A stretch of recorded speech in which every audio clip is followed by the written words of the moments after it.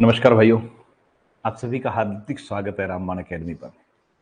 भाइयों, आज हम बिल्कुल एक अच्छा टॉपिक जो कि पॉलिटी का होता है, सुप्रीम कोर्ट, हाई कोर्ट, उसको कवर करके चल रहे हैं और कोशिश रहेगी कि आज के टॉपिक में ये पूरा मतलब आज की क्लास में ये पूरा टॉपिक क्लियर हो जाए। तो राधे जी नमस्कार, भाई नमस्कार। जो भी जुड़ चुके हैं एक बार कमेंट करते रहना बीच-बीच में, ठीक है? तो हमारा टॉपिक का नाम है सर्वोच्च न्यायालय और उच्च न्यायालय, यानी सुप्रीम कोर्ट और हाई कोर्ट, ठीक है? आंचल जी नमस्कार, भाई नमस्कार। तो देखिए भाई, हमने आपको बताया था सरकार के 3 अंग होते हैं, कार्यपालिका, व्यवस्थापिका, न्यायपालिका। न्यायपालिका में सारे कोर्ट्स आते हैं भाई। ओके भाई, सिद्धार्थ यादव जी नमस्कार, भाई नमस्कार। तो न्यायपालिका में सारे कोर्ट आते हैं। तो कोर्ट भारत में कई लेवल के होते हैं। एक होता है छोटे लेवल का कोर्ट, फिर डिस्ट्रिक्ट लेवल का कोर्ट, फिर स्टेट लेवल का और फिर नेशनल लेवल का, ठीक है? तो जो डिस्ट्रिक्ट के अंदर होते हैं, डिस्ट्रिक्ट में भी एक डिस्ट्रिक्ट में 2 भी हो सकते हैं, वो जो छोटे लेवल में आ गए हैं, फिर पूरे राज्य का एक होता है, जैसे यूपी का प्रयागराज में हो गया, ऐसे ही जिसे इलाहाबाद हाई कोर्ट बोलते हैं, और ऐसे ही पूरे देश का एक हो गया दिल्ली में, उसे बोलते हैं हम सर्वोच्च न्यायालय। तो बात हम करते हैं पहले सर्वोच्च न्यायालय या उच्चतम न्यायालय की।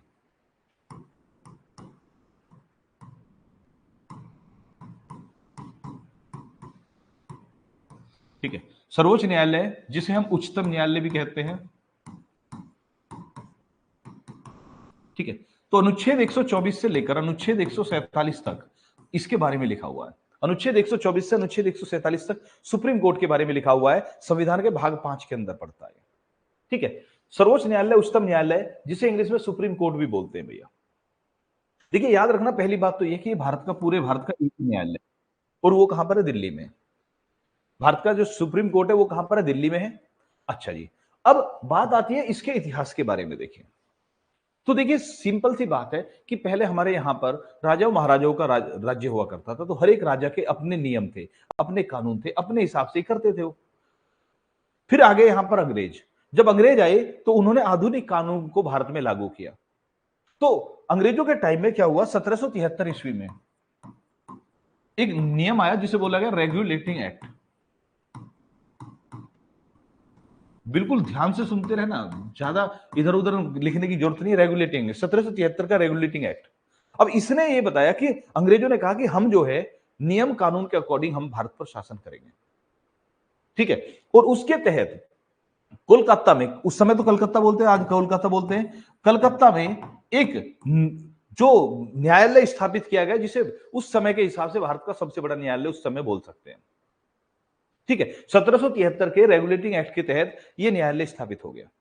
अब ये कलकत्ता में क्यों हुआ? क्योंकि 1757 आपको याद हो, प्लासी की लड़ाई, 1764 बक्सर का युद्ध। तो 1757 1764 में बंगाल के आसपास, जो कलकत्ता के आसपास का बंगाल जो था, उस पर अंग्रेजों का कब्जा हो गया।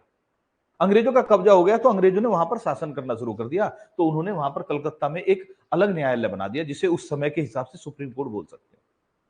फिर ये अंग्रेजों का राज्य फैलना शुरू हुआ। उन्होंने बंबई भी पहुंच गए, मद्रास भी पहुंच गए, उत्तर भारत में भी आ गए, मध्य भारत में भी पहुंच गए। तो वो पूर्वी भारत से निकलकर सारे भारत में फैल गए। तो फिर इन्होंने कहा कि भाई एक काम करो, अलग अलग जगह के अलग अलग हाई कोर्ट बनाए जाए।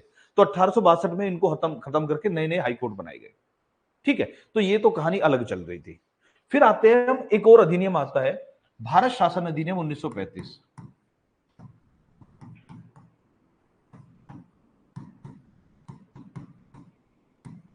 भारत शासन अधिनियम 1935, इसने में एक व्यवस्था की गई कि भारत में, हाँ जी पूनिया जी नमस्कार, भाई नमस्कार। भारत में सभी कोर्ट के ऊपर एक कोर्ट होगा जो दिल्ली में होगा। भारत शासन अधिनियम 1935 में एक व्यवस्था की गई कि भारत के अंदर जितने भी कोर्ट हैं, उन सबके ऊपर एक कोर्ट बनाया जाएगा जो दिल्ली में होगा, और उसका नाम होगा फेडरल कोर्ट। उस समय सर्वोच्च न्यायालय नहीं रखा गया, सुप्रीम कोर्ट नहीं कहा गया, इसे फेडरल कोर्ट कहा गया। भारत शासन अधिनियम 1935। इस अधिनियम के तहत, इस अधिनियम की सिफारिश के तहत 1937 में फेडरल कोर्ट स्थापित हो गया। ये लैंग्वेज पर ध्यान देना मेरी, जो मैं बोल रहा हूं। एक तो 1773 का रेगुलेटिंग एक्ट ने कलकत्ता में बनाया, लेकिन फिर मैंने बताया पूरे में फैल गया, तो फिर हाई कोर्ट बना दिए गए। फिर कहा गया भारत शासन अधिनियम 1935 के तहत कहा गया कि सारे जितने भी हाई कोर्ट हैं उनके ऊपर एक कोर्ट बनाया जाएगा, जिसे फेडरल कोर्ट कहा जाएगा, और वो दिल्ली में स्थापित होगा। ऐसी व्यवस्था 1935 के अधिनियम में करेगी, और इसके तहत 1937 में फेडरल कोर्ट स्थापित हो गया। अब इसको फेडरल कोर्ट क्यों कहा गया, सुप्रीम कोर्ट क्यों नहीं कहा गया? सवाल उठता है ये फेडरल कोर्ट क्यों कहा गया? जब सभी न्यायालय के ऊपर ये था तो इसको फेडरल कोर्ट क्यों कहा गया? तो इसका कारण ये था कि देखिए, मान लिया किसी कहीं पर भारत के किसी में मुकदमा चला किसी कोर्ट में, वो मुकदमा उससे सोल्व होकर दूसरे ऊंचे में पहुंच गया, फिर और ऊपर हाई कोर्ट में पहुंच गया, हाई कोर्ट के बाद फिर फेडरल कोर्ट में आ गया। तो इसके बाद भी था क्या कोई? इसके बाद भी था। भारत में सबसे बड़ा कोर्ट था फेडरल कोर्ट उस समय, लेकिन क्योंकि अंग्रेजों का साम्राज्य था, इसमें एक व्यवस्था और रखी गई कि अगर कोई व्यक्ति इसके फैसलों से संतुष्ट नहीं है तो इस केस को आगे सुनवाई के लिए प्रीवी काउंसिल में भेजा जा सकता है। अब ये प्रीवी काउंसिल कहां थी? लंदन में थी। लंदन की प्रीवी काउंसिल में इस कोर्ट के फैसले को चुनौती दी जा सकती थी, इसीलिए इसके ऊपर प्रीवी काउंसिल थी, इसलिए इसे सुप्रीम कोर्ट नहीं कहा गया, फेडरल कोर्ट कहा गया। भारत में सबसे ऊपर है, लेकिन इसके ऊपर प्रीवी काउंसिल लंदन वाली बना दी गई। उम्मीद है ये समझ में आया होगा, यहां तक कोई दिक्कत तो नहीं है। अब ये अंग्रेजों के टाइम की बात चल रही है। जब अंग्रेजों के टाइम की ये बात चल रही थी तो इसका मतलब जब फेडरल कोर्ट बना होगा तो उसमें जो जस्टिस होंगे, न्यायाधीश होंगे, वो भी अंग्रेज होंगे। तो इसका पहला मुख्य न्यायाधीश था मॉरिस ग्वेयर। फेडरल कोर्ट का पहला मुख्य न्यायाधीश था मॉरिस ग्वेयर। उम्मीद है आप अपने हिसाब से नोट करते चल रहे होंगे, स्पीड ज्यादा तो नहीं है, एक बार कमेंट करके बताइए समझ में आ रहा है। मॉरिस ग्वेयर फेडरल कोर्ट के पहले चीफ जस्टिस थे। यहां तक किसी को दिक्कत तो नहीं है? इंपॉर्टेंट टॉपिक है भाई, और मैं केवल रटने के हिसाब से नहीं, समझाने के हिसाब से। बताइए स्पीड वगैरह बताइए, और अपने हिसाब से नोट बना रहे हो ना आप? ठीक है, यहां तक क्लियर हो गया। अब राम राम भाई विजय गिरी जी, राम राम भाई, स्पीड ठीक है, बहुत बढ़िया भाई विजय जी। अब देखिए, तो ये बन गया। इसके बाद फिर इसके अंग्रेज अध्यक्ष बनते रहे। जब 1947 आया, ओके जी, ओके भाई, ओके जी, आंचल जी, बुनिया जी, सिद्धार्थ जी, देश को स्वतंत्रता मिल गई। तो इसमें फिर देश को स्वतंत्रता मिली तो फेडरल कोर्ट के अंतिम अध्यक्ष जो थे वो थे हीरालाल जे कानिया। कहीं हीरालाल आता है, कहीं हरिलाल आता है। हरिलाल जे कानिया या हीरालाल जे कानिया, ये थे फेडरल कोर्ट के अंतिम अध्यक्ष। इनके टाइम में फिर फेडरल कोर्ट को 28 जनवरी 28 जनवरी 1950 को फेडरल कोर्ट को भारत का सुप्रीम कोर्ट घोषित कर दिया गया। फेडरल कोर्ट से क्या हो गया? सुप्रीम कोर्ट घोषित हो गया, क्योंकि 26 जनवरी 1950 को संविधान लागू हो गया था। उसके 2 दिन बाद सुप्रीम कोर्ट अस्तित्व में आ गया, फेडरल कोर्ट की जगह सुप्रीम कोर्ट हो गया। और हीरालाल जे कानिया जो फेडरल कोर्ट के अध्यक्ष थे, वही भारत के पहले सुप्रीम कोर्ट के पहले मुख्य न्यायाधीश बन गए। यहां तक समझ में आ गया होगा, यहां तक तो कोई दिक्कत नहीं है, ठीक है जी। तो हीरालाल जे कानिया फेडरल कोर्ट के अंतिम हो गए, सुप्रीम कोर्ट के पहले अध्यक्ष हो गए। 28 जनवरी 1950 को भारत का सुप्रीम कोर्ट अस्तित्व में आएगा। कहां पर है? दिल्ली में। कोई दिक्कत नहीं है, ओके। इसके बाद आ जाते हैं, सुप्रीम कोर्ट में कितने न्यायाधीश होंगे, वर्तमान में कितने हैं, इसकी बात करते हैं। तो सुप्रीम कोर्ट का संविधान का अनुच्छेद 124 में कहा गया है कि भारत का एक सुप्रीम कोर्ट होगा। फिर उसमें 24(1), 24(2), 24(3) ऐसे करके, ठीक है। इसी में कहा गया है कि भारत का एक सर्वोच्च न्यायालय होगा। उस सर्वोच्च न्यायालय में एक मुख्य न्यायाधीश तथा 7 अन्य न्यायाधीश होंगे। ये अनुच्छेद मतलब हमारे संविधान में यही लिखा हुआ है कि भारत का एक सुप्रीम कोर्ट होगा जिसमें एक मुख्य न्यायाधीश तथा 7 अन्य न्यायाधीश हो गए। इसका मतलब जब संविधान लागू हुआ उस समय सुप्रीम कोर्ट में 8 न्यायाधीश थे, और आज भी संविधान में यही लिख रहा है, इसको चेंज नहीं किया गया। अगर संविधान के में बात करें तो अभी भी यही लिखा हुआ अनुच्छेद 124(1) में। लेकिन अगर हम बात करें, संख्या बदलती रही है, संख्या बार बार बदलती रही, 8 से बढ़कर अब वर्तमान में 34 तक पहुंच गई है, कई बार परिवर्तन हुआ इसमें। तो इन्होंने कहा कि इसमें लिखा हुआ है भारत के सर्वोच्च न्यायालय में एक मुख्य न्यायाधीश, 7 अन्य न्यायाधीश हो गए, जिनकी संख्या में परिवर्तन संसद कर सकती है। संसद की सहमति से उनमें उनकी संख्या में परिवर्तन हो सकता है, यह भी लिखा हुआ है। और जब परिवर्तन होगा तो उसको संविधान संशोधन नहीं माना जाएगा, इसलिए इस लाइन को चेंज नहीं किया गया है, आज भी ऐसे ही लिख रही है, ठीक है। वर्तमान में कितने? एक मुख्य न्यायाधीश है वर्तमान में, और 33 अन्य न्यायाधीश हैं। जो वर्तमान में सुप्रीम कोर्ट के न्यायाधीशों की संख्या है वो 34 है, ओके। यहां तक कोई दिक्कत नहीं है। इसके बाद चलते हैं, इसके बाद अगले उस पर आता है सुप्रीम कोर्ट। तो आप कमेंट करके बताएंगे कि सुप्रीम कोर्ट का न्यायाधीश बनने के लिए कम से कम कितनी आयु होनी चाहिए, ये कमेंट करेंगे। तब तक मैं और चीज लिखता हूं। सुप्रीम कोर्ट के न्यायाधीश के लिए योग्यता में लिख रहा है, पहली योग्यता भारत का नागरिक हो,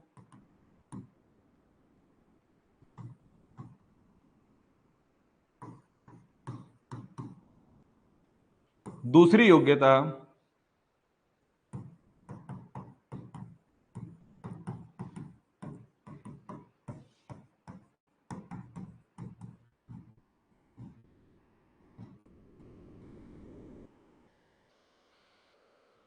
राधे जी 35 लिख रहे हैं, सिद्धार्थ यादव जी 35 लिख रहे हैं, बहुत बढ़िया भाई, शाबाश राधे जी, सिद्धार्थ जी।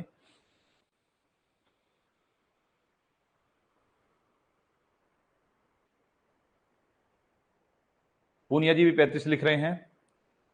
बाकी कहां गए? अजय भाई।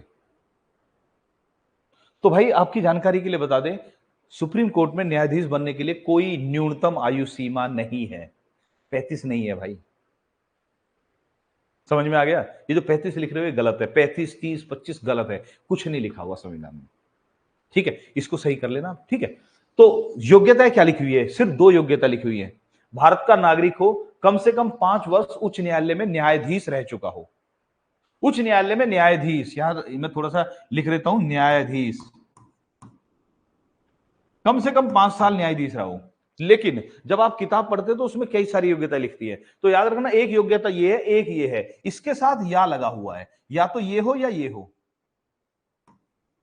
कम से कम 10 वर्ष उच्च न्यायालय में वकील रह चुका हो, वकालत कर चुका हो, या तो उच्च न्यायालय में 10 साल तक वकील रह चुका हो या 5 साल तक न्यायाधीश रह चुका हो। इनमें से कोई सी एक योग्यता हो, एक ये योग्यता, इनमें से कोई सी एक। लेकिन अभी इसमें भी एक और ट्विस्ट है, या अगर ये भी नहीं है, ये भी नहीं है, तो या एक योग्यता और लिखी हुई है कि राष्ट्रपति की नजर में कानून का जानकार हो, या राष्ट्रपति की नजर में कानून का जानकार हो। अब इन 3 में से कोई सी एक हो, या तो भैया 5 साल वो हाईकोर्ट में जज रह चुका है तो उसे सुप्रीम कोर्ट का न्यायाधीश बनाया जा सकता है। अब देखिए इतने सारे हाईकोर्ट है भारत के, हर एक में 5-5 साल से ज्यादा वाले बहुत सारे, सभी को तो बुला नहीं सकते ना। लेकिन कम से कम इतना तो करना पड़ेगा कि 5 साल हाई कोर्ट में जज रह चुका हो, या फिर 10 साल वकील रह चुका हो, या राष्ट्रपति की नजर में कानून का जानकार हो। इन तीनों में से एक हो, भारत का नागरिक तो चाहिए ही चाहिए। याद रखना अभी तक इसका प्रयोग हुआ ही नहीं है इंडिया में। इंडिया में अभी तक तीसरी वाली कंडीशन का प्रयोग कभी नहीं हुआ, इनका प्रयोग होता रहता है। ज्यादातर 90-95% पहली वाली कंडीशन चलती है, सेकंड वाली कंडीशन कम चलती है। अब उच्च न्यायालय से ऊपर सुप्रीम कोर्ट है, जब हाई कोर्ट का वकील चलेगा तो सुप्रीम कोर्ट का वकील भी तो चल सकता। अभी कुछ दिन पहले इंदु मल्होत्रा सुप्रीम कोर्ट में वकील थी और उनको सुप्रीम कोर्ट में जज बनाया गया, वो किसी हाई कोर्ट में जज नहीं थी। तो ये चर्चा में रहा इंदु मल्होत्रा के मामले में, ऐसी पहली महिला, मतलब पुरुष तो थे पहले उनसे, ऐसी पहली महिला जिनका जो सुप्रीम कोर्ट में जज बनी, किससे? वकील से, वकील होते हुए, ऐसी थी इंदु मल्होत्रा। यहां तक समझ में आ गया? ये योग्यता भी होगी। अब जब ये योग्यता होगी तो इनकी नियुक्ति होगी कैसे? इनकी नियुक्ति लिखा हुआ है सुप्रीम कोर्ट और हाई कोर्ट, सुप्रीम कोर्ट और हाई कोर्ट के न्यायाधीशों की नियुक्ति दोनों की राष्ट्रपति द्वारा की जाती है। पक्का राष्ट्रपति द्वारा की जाती है, ऐसा लिखा हुआ संविधान में। लेकिन यहां पर एक ट्विस्ट है। ट्विस्ट क्या? सुप्रीम कोर्ट, हाई कोर्ट के सभी न्यायाधीशों की नियुक्ति राष्ट्रपति ही करते हैं, यह लिखा हुआ है।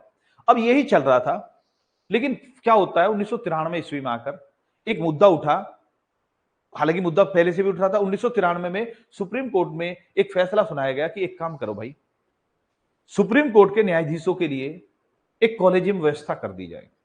तो उन्होंने कहा कि एक कॉलेजियम बना दिया जाए।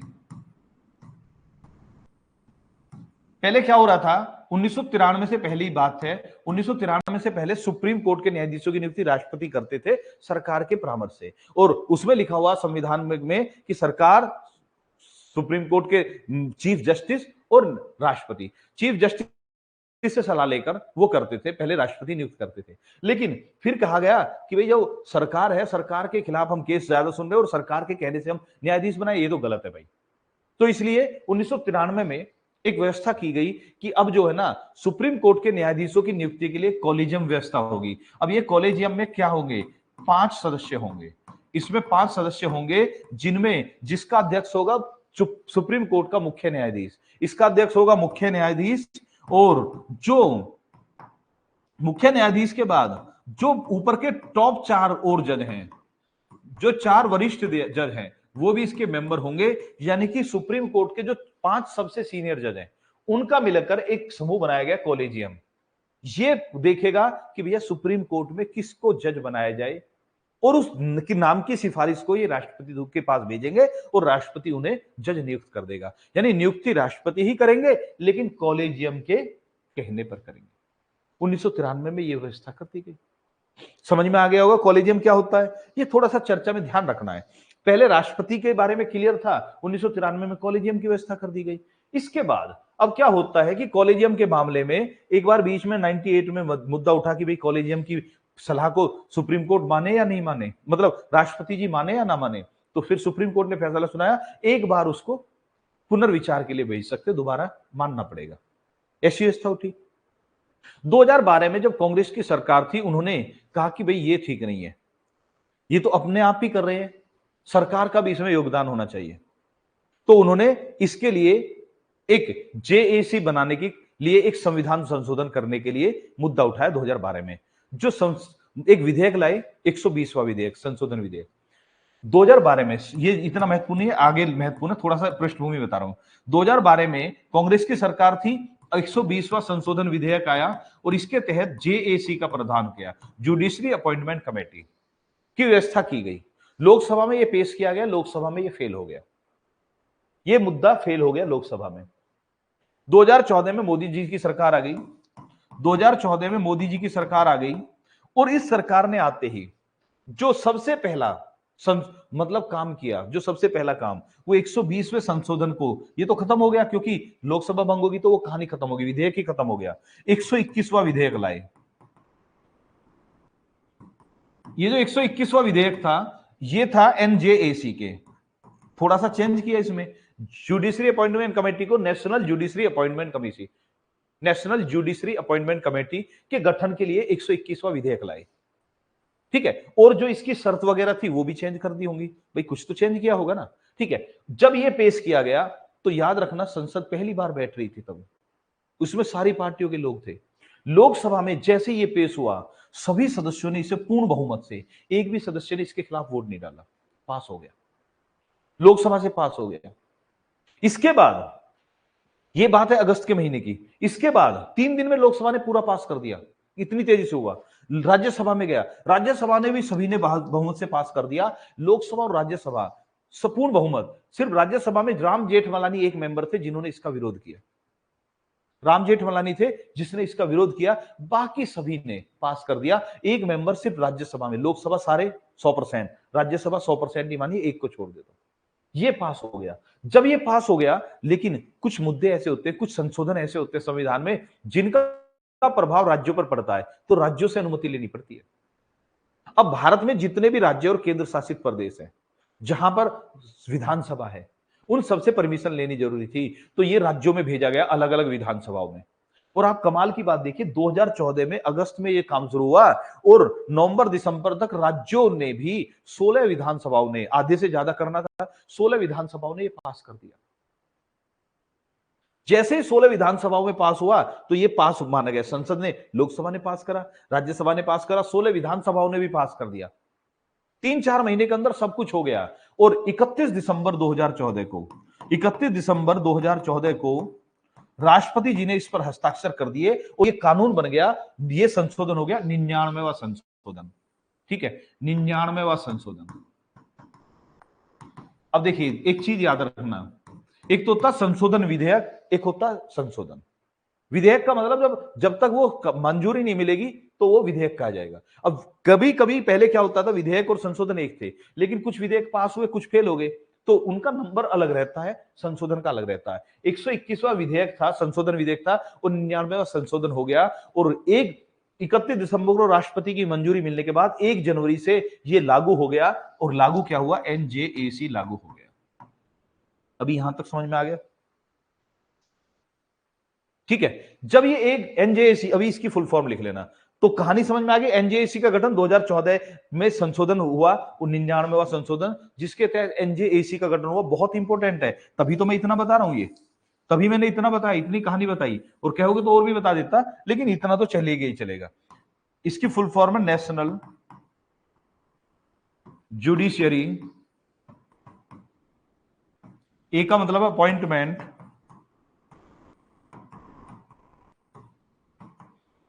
कमीशन। ठीक है। अब इसमें एनजेएसी का गठन कर दिया गया। इसमें क्या करा गया? इसमें कहा गया कि एनजेएसी में 6 सदस्य होंगे। अभी सुन लीजिए, कहा गया कि 6 सदस्य होंगे। ये 6 सदस्य कौन से होंगे? देखिए, 6 सदस्यों में एक होंगे भारत के मुख्य न्यायाधीश, चीफ जस्टिस ऑफ इंडिया, जो कॉलेजियम में थे वो, प्लस 2 अन्य न्यायाधीश। मतलब जो 5 मेंबर का कॉलेजियम था, उनमें से इन्होंने 3 को ले लिया। जो 5 मेंबर का कॉलेजियम था, उनमें से 3 को ले लिया इन्होंने। एक चीफ जस्टिस ऑफ इंडिया और 2 अन्य न्यायाधीश, ये हो गए। इसके अलग इन्होंने कहा एक होंगे विधि मंत्री, जो कानून के मंत्री होंगे उस समय के, ये भी इसके सदस्य होंगे, विधि मंत्री। प्लस 2 को नियुक्त किया जाएगा राष्ट्रपति द्वारा, या मनोनीत किया जाएगा राष्ट्रपति जी द्वारा। जिनको राष्ट्रपति अपनी नजर में समझेगा, उनको राष्ट्रपति जी जिम्मेदारी सौंप सकते हैं। तो एनजेएसी में 6 मेंबर होंगे, ऐसी व्यवस्था की गई। और ये एनजेएसी अपनी सिफारिश देगी कि किसको अब सुप्रीम कोर्ट में भेजा जाए। संसद ने पास कर दिया, लागू हो गया। जब लागू हो गया तो इसके खिलाफ केस पहुंच गया। एक बार केस को सुप्रीम कोर्ट ने मना कर दिया, दूसरी बार केस सुप्रीम कोर्ट ने स्वीकार किया था।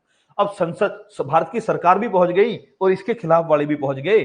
और ऐसा हुआ, भारत के इतिहास में पहली बार ऐसा हुआ कि सर्वोच्च न्यायालय ने, बहुत इंपॉर्टेंट है, नोट कर लेना, सर्वोच्च न्यायालय ने 99वें संशोधन को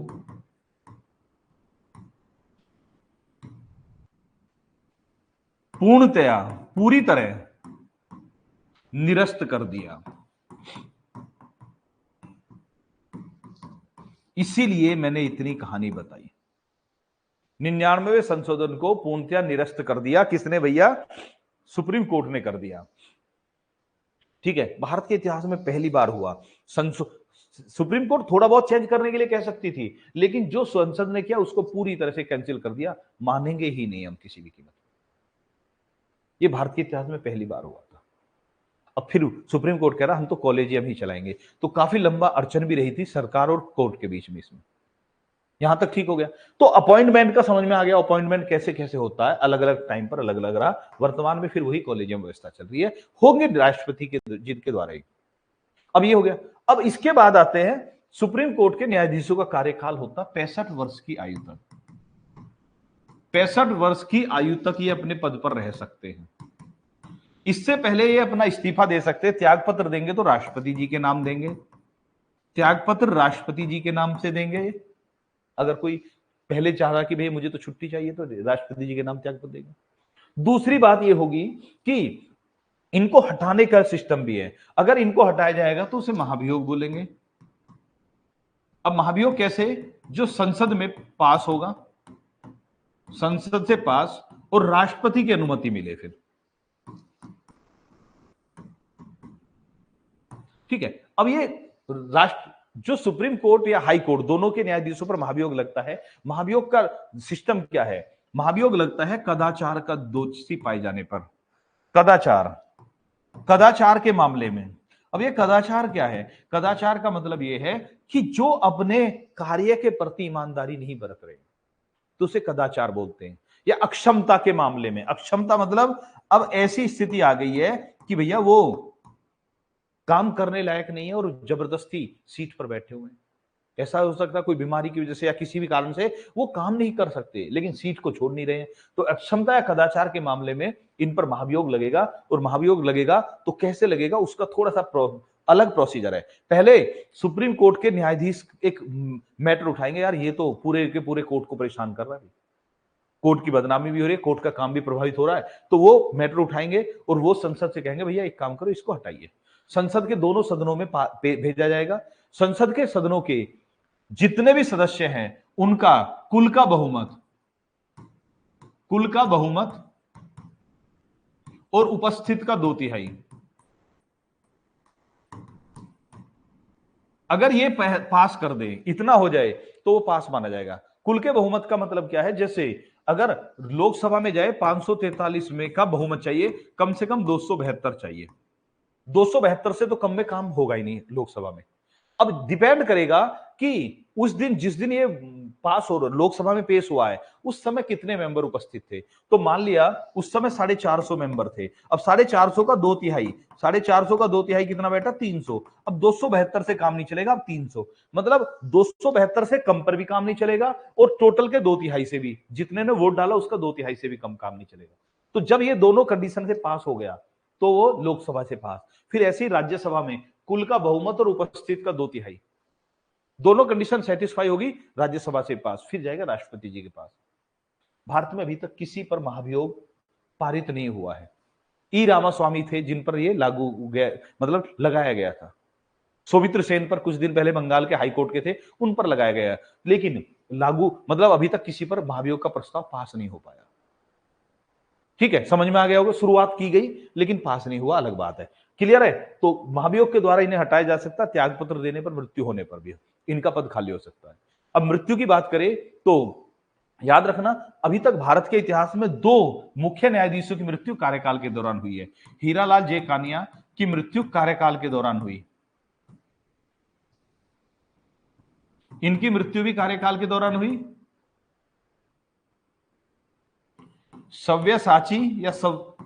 सव्यसाची मुखर्जी, इनकी मृत्यु भी कार्यकाल के दौरान हुई है। तो जो चीफ जस्टिस रहे हैं जिनकी मृत्यु कार्यकाल के दौरान हुई है। ठीक है, यहां तक समझ में आ गया होगा। इसके बाद अगर हम न्यायाधीशों में बात करें तो एक और याद रखेंगे कि सुप्रीम कोर्ट में PIL या जनहित याचिका की शुरुआत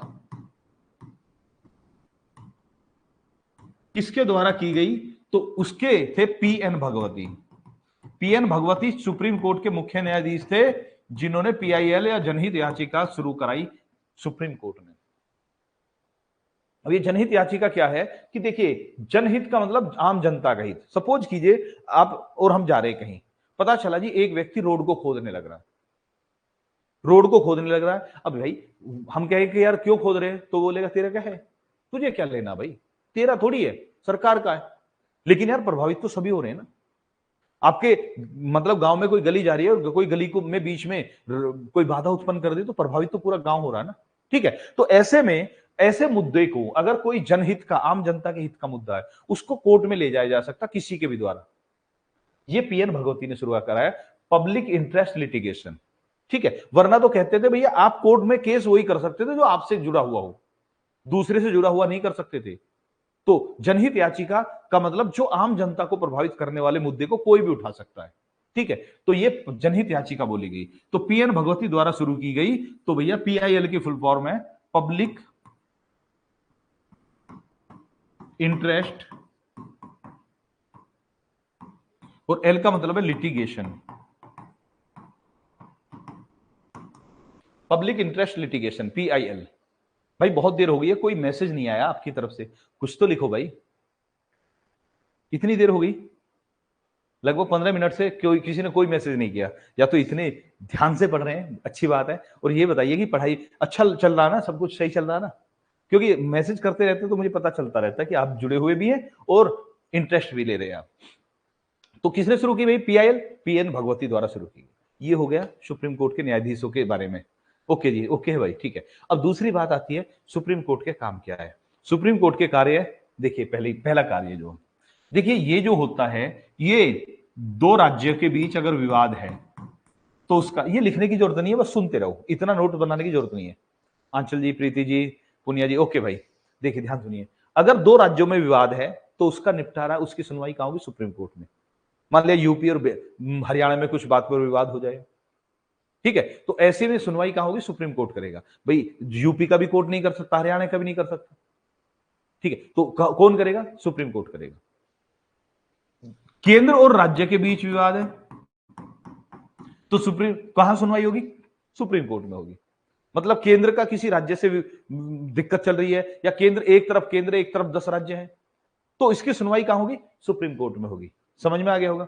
इसके बाद सुप्रीम कोर्ट जो है, इसको अपीलीय क्षेत्र अधिकार प्राप्त है, इसे अपीलीय न्यायालय बोलते हैं। अपीलीय न्यायालय का मतलब क्या है? देखिए, जनरली सुप्रीम कोर्ट क्या करता है, सुप्रीम कोर्ट से जो में मामले की सुनवाई होती है, वो निचले कोर्ट से ऊपर उठकर आते हैं। ठीक है, मान लिया हाई कोर्ट ने किसी मामले में, कोई केस में कोई भी निर्णय सुना दिया और उसमें एक पार्टी उससे संतुष्ट नहीं है, तो उसे सुप्रीम कोर्ट में ले जाएगी। तो उसकी अपील कहां करेगी? हाई कोर्ट के निर्णय के खिलाफ अपील होगी सुप्रीम कोर्ट में, इसलिए इसे अपीलीय न्यायालय बोलते हैं। समझ में आ गया होगा ये भी। अरुण जी नमस्कार, भाई नमस्कार। इसके बाद एक और चीज है, ये अपीलीय न्यायालय के से अलग है, ये अभिलेख न्यायालय भी है। सुप्रीम कोर्ट जो होता है, ये अभिलेख न्यायालय भी होता है। अभिलेख न्यायालय का मतलब क्या है कि सुप्रीम कोर्ट किसी भी मामले में कोई जो फैसला सुना रहा है, उसको लिखा जाएगा, और जो सुप्रीम कोर्ट ने जो भी लाइनें लिखी हुई है, वो किसी भी राज्य के अंदर किसी भी केस में उसी जैसा उसको सबूत के रूप में स्वीकार करना पड़ेगा उसको।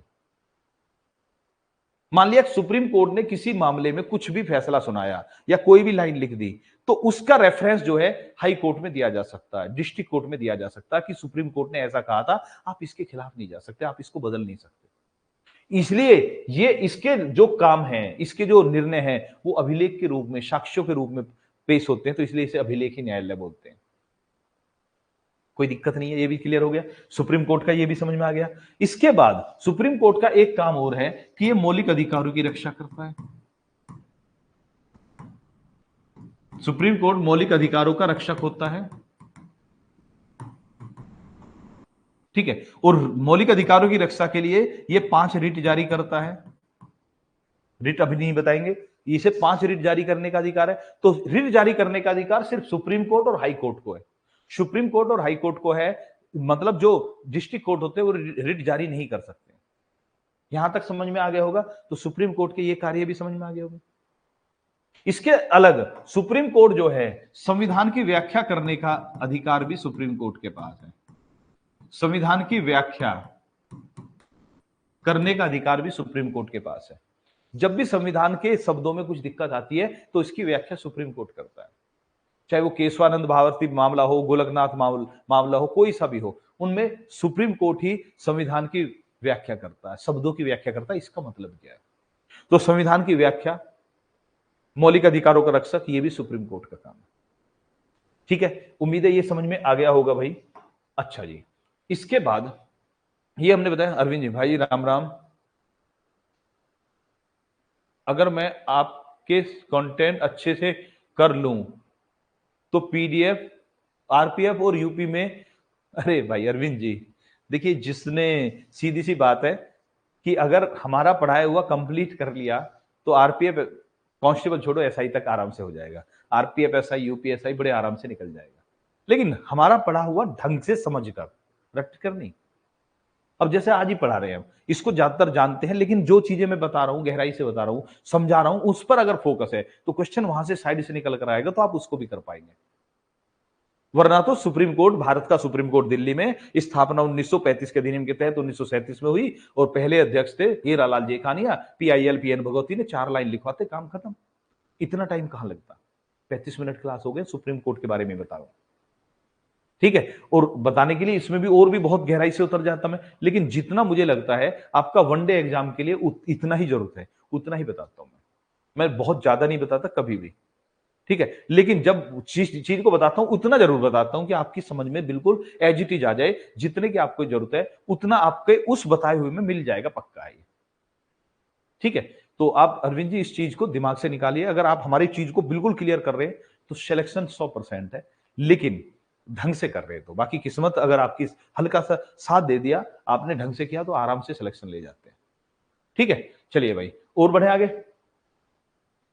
इसके बाद चलते हैं हम, ये तो हमने सुप्रीम कोर्ट के बारे में बता दिया। अब हम बात करते हैं थोड़ा सा हाई कोर्ट के बारे में, उच्च न्यायालय। देखिए मैं कह रहा हूं कि ये जो सुप्रीम कोर्ट है इतना बड़ा टॉपिक है, इसमें मैं उन केस वगैरह को खोलना शुरू कर दूं, जितने भी सुप्रीम कोर्ट में केस चले, ये जो एनजेएसी है इसमें 4 जजों का जो जजों से संबंधित 4 केस है, चारों की व्याख्या करना शुरू कर दूं, 2 घंटे की क्लास हो जाएगी सीधी सीधी। लेकिन मुझे पता है कि वो आपके इस लेवल पर नहीं है। अगर आप पॉलिटी सब्जेक्ट लेकर यूपीपीसीएस करने जा रहे हो तो आपको उसकी जरूरत पड़ने वाली है। अब वनडे एग्जाम में जितनी जरूरत है मैं उसके हिसाब से पढ़ा रहा हूं, ठीक है। अब आ जाइए भाई, अब आ जाते हैं हाई कोर्ट या उच्च न्यायालय। देखिए पहली बात, जब बात करते हैं हम, उच्च न्यायालय का गठन अनुच्छेद 214 के तहत होता है। सर्वोच्च न्यायालय 124, सुप्रीम कोर्ट है 124 और हाई कोर्ट है 214, ठीक है। उच्च न्यायालय का गठन अनुच्छेद 214 के तहत होता है। इसके न्यायाधीशों की नियुक्ति भी राष्ट्रपति करते हैं। हाँ जी बिल्कुल प्रीति जी, बहुत बढ़िया भाई। इसके न्यायाधीशों की नियुक्ति भी राष्ट्रपति जी द्वारा की जाती है। अब यहां पर आते हैं कि इसमें न्यायाधीश बनने के लिए योग्यता क्या है। इसमें न्यायाधीश बनने के लिए भारत का नागरिक हो, पहले वही है। हाई कोर्ट में, उच्च न्यायालय में 10 वर्ष तक वकालत, ठीक है। यहां पर वो जो सेकंड वाला ऑप्शन था वही चलेगा, इसमें फर्स्ट वाला चलेगा ही नहीं। 10 वर्ष तक वकालत कर चुका हो तो वो उनको हाई कोर्ट में बनाया जा सकता है। यहां पर वो राष्ट्रपति वाला भी नहीं है, संविधान में नहीं लिखा हुआ राष्ट्रपति वाला, जो राष्ट्रपति अपनी पसंद से बैठा सकता है वो नहीं लिखा हुआ हाई कोर्ट के मामले में। सिर्फ ये लिखा हुआ उच्च न्यायालय में 10 वर्ष तक वकील के रूप में काम कर चुका हो, या फिर वो प्रमोशन का जो सिस्टम होता है हाई कोर्ट डिस्ट्रिक्ट कोर्ट से आते वो लगे। यहां तक ठीक है। इसके बाद चलते हैं हम, योग्यता होगी, इनकी नियुक्ति राष्ट्रपति जी द्वारा कर दी गई। इसके बाद हमारी बात आती है कि इनको हटाने के लिए भी महाभियोग है। मैंने बताया सुप्रीम कोर्ट हाई कोर्ट दोनों के न्यायाधीशों को हटाने के लिए महाभियोग है, और इन पर जो महाभियोग चलता है वो राज्य में नहीं चलेगा, इनका भी संसद में ही चलेगा। अगर यूपी में हाई कोर्ट है, तेलंगाना में हाई कोर्ट है, गुजरात में हाई कोर्ट है, हिमाचल में हाई कोर्ट है, कहीं के भी हाई कोर्ट के न्यायाधीश को हटाना है, उस पर जो महाभियोग चलेगा वो भारत की संसद में चलेगा, उस राज्य के विधानमंडल में नहीं चलेगा।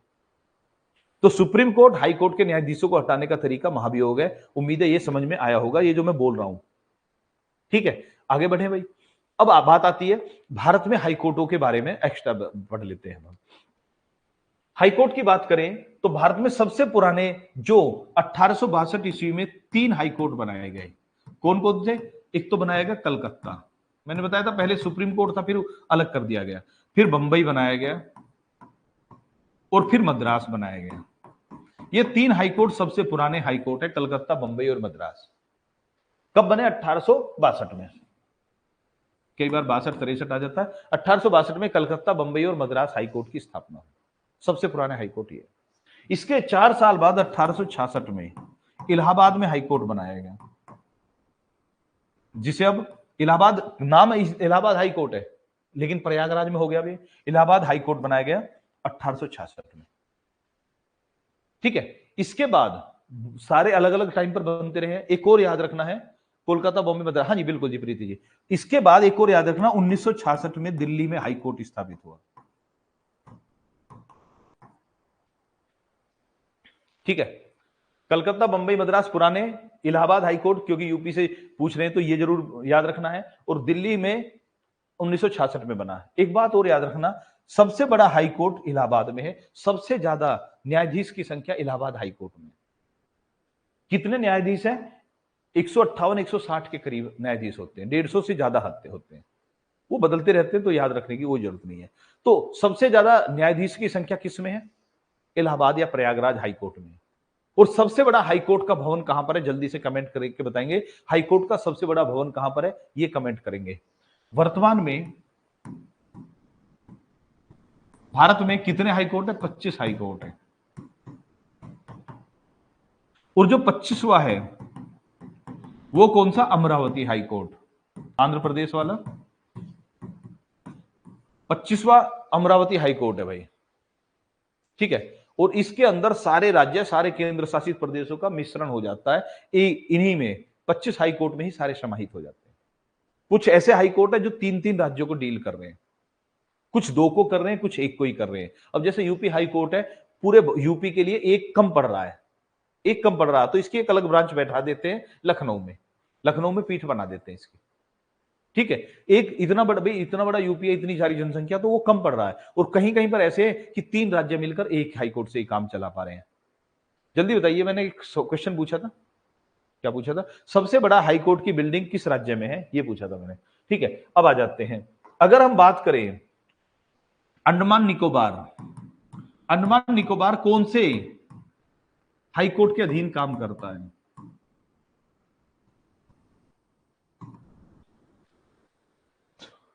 अभी तक कोई मैसेज नहीं आया आपका। अंडमान निकोबार और पश्चिम बंगाल का इकट्ठा है भैया, कौन सा है? अंडमान निकोबार और पश्चिम बंगाल का कौन सा है भैया? कलकत्ता या कोलकाता हाईकोर्ट, दोनों को डील करता है। ये बहुत पूछा जाता है। अब चंडीगढ़ में पंजाब भी है, हरियाणा भी है, खुद चंडीगढ़ भी है। ठीक है, चंडीगढ़ में पंजाब, हरियाणा, चंडीगढ़ तीनों हो गए। क्लियर है? अच्छा जी, लक्षद्वीप, केरल एक है, लक्षद्वीप और केरल एक है, एक साथ काम कर रहे हैं। क्लियर? पहले पूर्वोत्तर भारत में अलग अलग 7 राज्यों को गुवाहाटी हाईकोर्ट करता था, अब फिर 3 अलग बन गए, तो ये वो भी कम हो गया। तो ऐसे बहुत सारे हाईकोर्ट है जो एक एक हाईकोर्ट 3-3 या 2 या 3 राज्यों को डील कर रहा है। अच्छा, पुनिया जी बोल रहे पता नहीं सर। तो हमने क्या पूछा, सबसे बड़े हाईकोर्ट की बिल्डिंग अभी कुछ दिन पहले 2023 में झारखंड, झारखंड हाईकोर्ट की जो बिल्डिंग है वो सबसे बड़ी है। झारखंड हाईकोर्ट की बिल्डिंग की बात कर रहे हैं, सबसे बड़ी है। और अगर न्यायाधीशों की संख्या पूछे, सबसे ज्यादा न्यायाधीश किस हाईकोर्ट में है? इलाहाबाद हाईकोर्ट में। न्यायाधीशों की संख्या के मामले में सबसे बड़ा हाईकोर्ट है इलाहाबाद। तो अगर नॉर्मल पूछे, बिल्डिंग का जिक्र नहीं हो तो इलाहाबाद, और बिल्डिंग पूछे तो झारखंड। 25वां कौन सा? अमरावती हो गया, टोटल 25 है। जम्मू कश्मीर का भी है अभी, भाई राज्य का दर्जा नहीं, लेकिन कोर्ट तो है ना उसमें। ठीक है, कोई दिक्कत तो नहीं है भाई। अच्छा जी, तो ये हमने बताया हाईकोर्ट। हाईकोर्ट सुप्रीम कोर्ट के न्यायाधीशों की नियुक्ति कौन करता है? राष्ट्रपति। एक और लिखेंगे, जिला न्यायालय के न्यायाधीशों की नियुक्ति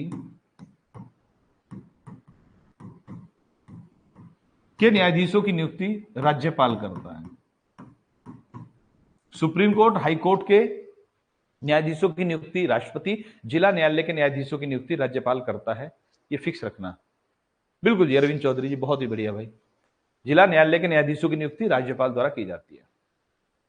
ओके, अब देखिए अब कोर्ट में हमारी रह गई रिट वगैरह, बस कि भाई रिट कैसे होती है, रिट कब जारी कर जाती है, उनका क्या मतलब है। सुप्रीम कोर्ट 5 रिट जारी करता है, अधिकार परीक्षा, परमादेश, प्रतिषेध, बंदी प्रत्यक्षीकरण, प्रतिषेध। ये जो होती है इनका मतलब क्या है वो डिटेल में पढ़ाएंगे। तो हम चाह रहे हैं कि पहले थोड़ा मौलिक अधिकारों के दौरान आता है, या कहो तो बताइए, कहो तो मैं 5 रिट अभी पढ़ाऊं, कहो तो बाद में पढ़ाएं, जल्दी से कमेंट करेंगे, उसी हिसाब से देखते हैं।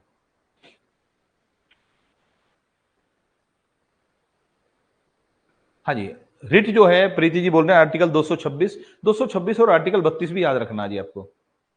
अच्छा, करवा दीजिए जी, ठीक है जी, प्रीति जी बोल रहे हैं करवा दीजिए। तो देखिए, सुप्रीम कोर्ट जो रिट जारी करता अनुच्छेद 32 के तहत, और हाई कोर्ट जो रिट जारी करता अनुच्छेद 226 के तहत। ठीक है, सुप्रीम कोर्ट रिट जारी करता, सुप्रीम कोर्ट रिट, रिट की स्पेलिंग ये है प्रीति जी, अनुच्छेद 32 के तहत। और हाई कोर्ट जो रिट जारी करता है वो कौन से के तहत? अनुच्छेद 226 के तहत जारी करता है। पहले तो ये ध्यान रखिए, ठीक है जी। इसके बाद चलते हैं जी दूसरा। अब ये जो रिट होती है, सुप्रीम कोर्ट जो रिट जारी करता है वो किस लिए करता है? मौलिक अधिकारों की रक्षा के लिए। रिट मौलिक अधिकारों की रक्षा के लिए जारी की जाती है। तो देखिए, रिट कौन कौन सी है? एक है, पहला है अधिकार परीक्षा,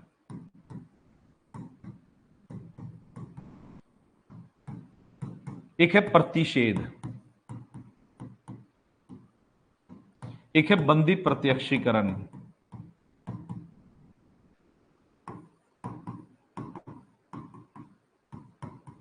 एक है उत्प्रेषण, और एक है परमादेश। परमादेश से संबंधित तो मैंने पिछले टेस्ट में क्वेश्चन भी पूछा था। ठीक है, ये 5 रिट हैं, समझिए क्या, आराम से बिल्कुल एक एक चीज को समझिए। कौन जारी कर रहा है? सुप्रीम कोर्ट जारी कर रहा है। इंग्लिश नेम भी बता दीजिए देना सर, पूछ लेता है क्वेश्चंस। अच्छा जी, देखिए थोड़ा सा मुझे भी इंग्लिश नेमों में मुझे थोड़ा सा, जैसे क्वो वारंटो हो गया, ठीक है, थोड़ा सा ये हेबियस कॉर्पस हो गया, थोड़ा सा मुझे डाउट सा है, इसलिए कभी गलत हो जाए, दिमाग में रट जाए, तो मैं किसी दिन फिर जो ना इनके नाम लिख दूंगा, क्योंकि मुझे जैसे एक को हेबियस कॉर्पस बोलते हैं, एक को वारंटो हो गए, एक कंट्रेरी हो गया, इस तरह का जो आते हैं, ठीक है। तो ये कभी गड़बड़ हो जाए, क्योंकि अगर मैंने लिख दिया, आपने उसी हिसाब से याद कर लिया, तो गड़बड़ हो जाएगी, तो इसलिए मैं बाद में देख लूंगा इसको। अभी पहले समझिए, नाम से, हिंदी नाम से ही समझना है, बंदी प्रत्यक्षीकरण। अब बंदी क्या है? बंदी मतलब जो कैदी है, और वो प्रत्यक्षीकरण सबसे आसान वाला है, इसलिए मैं पहले इसको बता रहा हूं। मैंने क्या कहा? मौलिक अधिकार, हमारा मौलिक अधिकार है भाई, हम स्वतंत्र रहना हमारा मौलिक अधिकार है। हम जब तक कोई अपराध नहीं कर रहे, हमें कोई गिरफ्तार थोड़ी कर सकता। अब मान लिया किसी भी सरकारी कर्मचारी ने किसी व्यक्ति को बंदी बना लिया गैर कानूनी रूप से, तो इसीलिए सरकार ने लिख रखा है कि अगर कोई पुलिस वाला किसी को कैदी बनाता तो 24 घंटे के अंदर कोर्ट में पेश करेगा, ठीक है। और किसी ने किसी को बंदी बनाया और पेश नहीं किया, तो उसकी तरफ से कोर्ट में पहुंचेगा, सुप्रीम कोर्ट में डायरेक्ट। इस मामले में डायरेक्ट सुप्रीम कोर्ट सुनवाई कर लेगा, वरना तो आपको गाजियाबाद के कोर्ट के चक्कर लगाने पड़ेंगे, छोट डिस्ट्रिक्ट कोर्ट के चक्कर लगाने पड़ेंगे। लेकिन ऐसे मामले में डायरेक्ट सुप्रीम कोर्ट में पहुंच सकता है, और सुप्रीम कोर्ट से कहा जाएगी ऐसे ऐसे ये तो हमें बिना उसके गिरफ्तार कर रखा है और ना ही उनको पेश किया जा रहा है, तो सुप्रीम कोर्ट कहेगा उस अधिकारी से, आपने जिस व्यक्ति को उठाया उसको मेरे सामने प्रत्यक्ष किया जाए, मेरे सामने पेश किया जाए, किस अपराध में उठाया, आप आमने सामने बैठकर बात करेंगे। अगर ऐसा होगा, वो कहेगा जी नहीं, इसने तो ये गड़बड़ की है तो इसलिए उठाया, तो सुप्रीम कोर्ट फिर भी कहेगा तो आपने पेश क्यों नहीं किया, कोर्ट में करना था। अगर इसका अपराध है तो चलो ठीक है, इसको जेल में डालो, वरना तो इसको छोड़ दीजिए। तो बंदी प्रत्यक्षीकरण का मतलब है जब सुप्रीम कोर्ट गिरफ्तार किए गए, गैर कानूनी रूप से गिरफ्तार किए गए व्यक्ति को अपने सामने पेश होने के लिए कहता है, तो वो बंदी प्रत्यक्षीकरण हो गया, ठीक है। हाँ जी बिल्कुल, 24 घंटे के अंदर पेश करना होता मजिस्ट्रेट के सामने। तो यहां समझ में आएगा, बंदी प्रत्यक्षीकरण ये हो गया, सुप्रीम कोर्ट इसमें इन्वॉल्वमेंट ले सकता है, पहली चीज होगी। उम्मीद है ये समझ में आया होगा। दूसरा देखते हैं, दूसरे मामले में देखिए, इसको देखते हैं अभी, अधिकार परीक्षा। अधिकार परीक्षा का मतलब अधिकार पूछना। मान लिया आप गए किसी सरकारी ऑफिस में, आपने देखा यार ये तो बंदा ऐसा है जिसको मैं जानता हूं, ये तो ऑफिसर बना बैठा है, इसने तो ग्रेजुएशन भी नहीं की, बिना टेस्ट के ये कैसे पहुंच गया इस लेवल पर। आपको डाउट हुआ, खोज पड़ताल की तो पता चला जी ये तो फ्रॉड करके बैठा हुआ है, सरकारी नौकरी कर रहा है, फ्रॉड कर रखा है। अब आप केस घेर दीजिए उसके खिलाफ, सुप्रीम कोर्ट उससे पूछेगा कि आप किस अधिकार के तहत इस पोस्ट पर बैठे हो, आपकी क्या हैसियत है, आपका अधिकार क्या है इस पोस्ट पर बैठने का, आप योग्य हो क्या है। अगर अयोग्य व्यक्ति किसी केस पर, किसी, मैं उदाहरण सरकारी नौकरी बता रहा हूं, किसी भी मामले में अगर अयोग्य व्यक्ति किसी ऐसी अधिकारपूर्ण पोस्ट का उपयोग कर रहा है, तो पूछ सकता है आपका अधिकार क्या है, किस अधिकार के तहत बैठे हो आप। जैसे अभी एक एग्जांपल बताना, राजनीति प्रेरित मत समझना। अभी क्या हो रहा है कि अरविंद केजरीवाल जेल में पड़े हुए हैं, मुख्यमंत्री, भारत दिल्ली के मुख्यमंत्री अरविंद केजरीवाल। अब कोई व्यक्ति कोर्ट में केस लेकर पहुंच गया, क्योंकि जी एक बात बताइए, हमारी दिल्ली बिना मुख्यमंत्री के क्यों रहेगी, हमारी दिल्ली बिना मुख्यमंत्री के क्यों रहे। हमारा हक है कि हमें मुख्यमंत्री चाहिए, ठीक है, हम अनाथ नहीं रहना चाह रहे, ऐसा मतलब एक उदाहरण बता रहा हूं। तो ऐसे में सुप्रीम कोर्ट कहेगा, पूछेगा आपका अधिकार क्या जो आप अभी तक होल्ड करे बैठे हो, आप तो भाई जेल में हो, जेल से नहीं निकलते तब तक किसी और को दीजिए। हो सकता ना, एक एग्जाम्पल बताया, अधिकार परीक्षा, प्लीज राजनीति से जोड़ना मत। अधिकार परीक्षा मतलब अधिकार पूछ लेना, किस अधिकार से बैठे हो, ये हो गया। प्रतिषेध, प्रतिषेध और अधिकार परीक्षा लगभग एक जैसे हैं। इसमें क्या होता है कि एक व्यक्ति है जो अपने, जितनी व्यक्ति की पावर इतनी है, एक अधिकारी की पावर इतनी है, और वो इसकी बजाय इतनी पावर का इस्तेमाल कर रहा है, अड़ोसी पड़ोसी और दूसरी पावर का भी इस्तेमाल करना, ठीक है। तो अब ऐसी स्थिति में क्या होगा, अब उसके खिलाफ अगर कोर्ट में केस पहुंचता है, तो कोर्ट कहेगा आपका ये क्षेत्र नहीं है, आप अपनी चादर तक ही पैरों को रखिए, आप अपने अधिकार क्षेत्र से बाहर नहीं जा सकते। जब कोई अधिकारी अपने अधिकार क्षेत्र का दुरुपयोग करे, तो कोर्ट कहता भैया थम जा, यहीं पर रुक जा भाई। तो रोकना, उसको दुरुपयोग करने से रोकना प्रतिषेध कहलाता है। एग्जाम्पल समझते हैं, ठीक है। आपके घर आया बिजली का बिल, बिजली का मीटर चेक करने वाला व्यक्ति, ठीक है, बिजली का मीटर चेक करने वाला व्यक्ति आया, अब उसने देखा यार बिजली ठीक है, चलो उसने चेक किया। अब वो आगे की कुछ चीजें बताने लगे जो बिजली से जुड़ी हुई नहीं है। क्या बता सकता है भैया तेरा काम बिजली का, तो बिजली का काम देख। दूसरे मामले में क्यों हस्तक्षेप कर रहा है कि भैया तुमने कूलर चला रखा है, इसमें पानी क्यों भरा हुआ है, मच्छर पनप जाएंगे, ये एमसीडी वालों का काम हो गया। ठीक है, ऐसा समझ में आ गया ना। तो ऐसे मामले में अगर कोई दूसरे मामले में टांग अड़ा रहा है तो सुप्रीम कोर्ट कहेगा भैया अपनी टांग को अंदर रख। प्रतिषेध करना मतलब रोक देना। मैं आपकी भाषा में बता रहा हूं, समझ में आना चाहिए, क्योंकि इन शब्दों में जितना आप समझते हो उतना अच्छा है। अब आ गया उत्प्रेषण। उत्प्रेषण क्या होता है? उत्प्रेषण होता है, ये सिर्फ कोर्ट से कोर्ट में चलता है। ये बहुत पूछा जाता है कि कौन सी रिट है जो सिर्फ कोर्ट से कोर्ट में।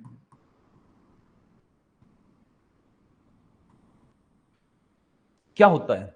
अगर कोई मामला है निचले कोर्ट में चल रहा है, ऊपर वाला कोर्ट देखता है नहीं यार ये इस लेवल का नहीं है, ऊपर मंगा लेता है। जैसे डिस्ट्रिक्ट कोर्ट में मैटर चल रहा है, हाई कोर्ट कहेगा यार तेरे बस का नहीं है, एक काम कर ऊपर भेज दे, हम देखेंगे इसको।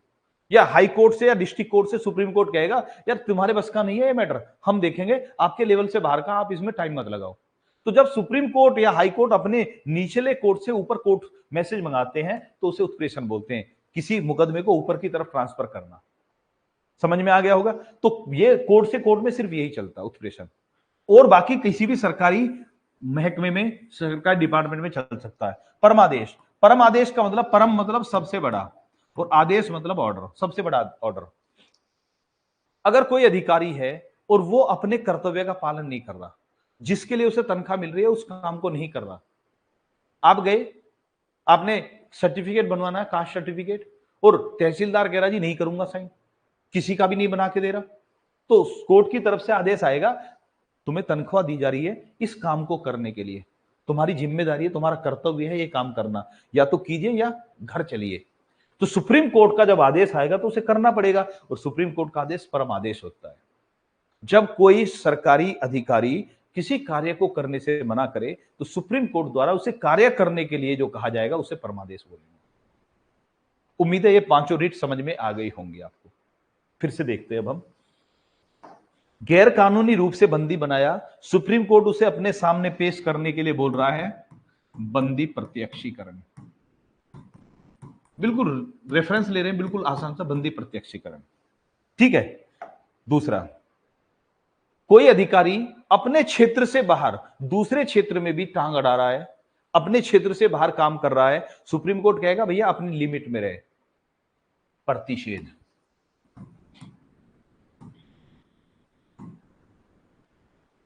कोई अधिकारी गैर कानूनी रूप से किसी पोस्ट को होल्ड कर रहा है जिसके वो लायक नहीं है, सुप्रीम कोर्ट कहेगा कि आप किस अधिकार से इस पर बैठे हुए हो, अधिकार परीक्षा।